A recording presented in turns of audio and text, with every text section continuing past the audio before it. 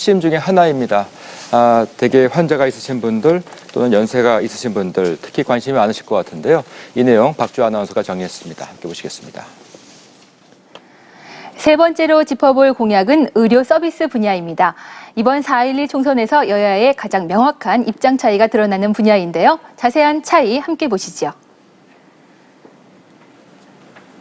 먼저 새누리당입니다. 새누리당은 암, 심장질환, 뇌혈관질환, 희귀병 등 모든 4대 중증질환의 치료제에 대해 건강보험을 적용하겠다는 입장입니다.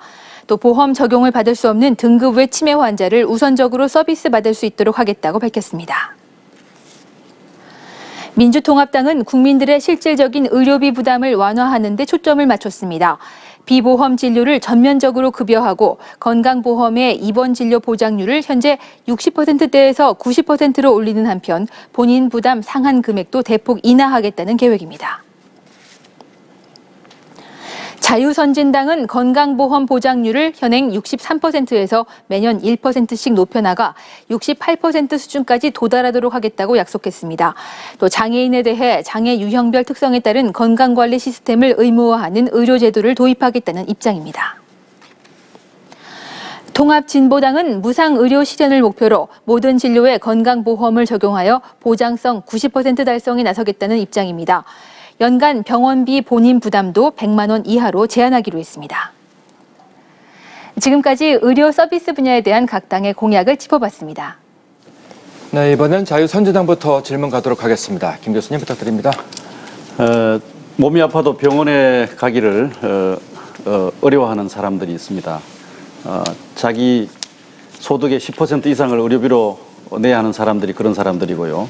주민등록이 없어서 고통받는 사람들 3만 명 정도 된다고 합니다. 그다음에 비자발적으로 의료비 보험 혜택을 보험료를 내지 못해서 혜택받지 못하는 사람들, 이런 의료 소외계층의 문제가 심각한데 자유선진당의 공약에 보면 그런 부분들이 굉장히 약하다는 인상을 주네요.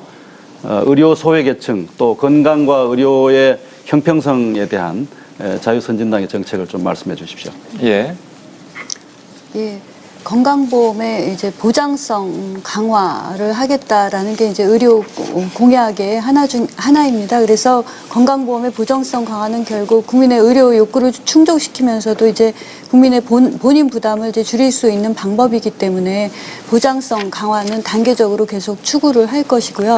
단지 이제 건강보험 재정의 건전성을 유지해야만 현재 우리가 저부담, 저수가이면서 비교적 높은 수준의 진료를 유지할 수 있는 방법이 된다고 생각을 합니다. 그래서 건강보험 재정의 위기다라는 부분을 사실 국민이 인식하지 못하고 있는 부분이 많이 있다고 생각을 합니다. 그래서 2010년만 해도 1조 3천억 원의 적자가 있었고요.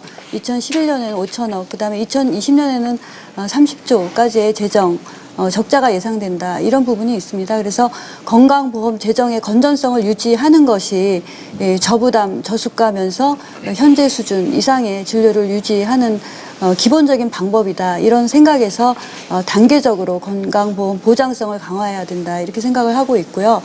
또 소외계층에 대해서는 특수한 대상, 지역, 질환에 대한 배려는 반드시 필요하다라는 것이 우리 자유선진당의 입장입니다.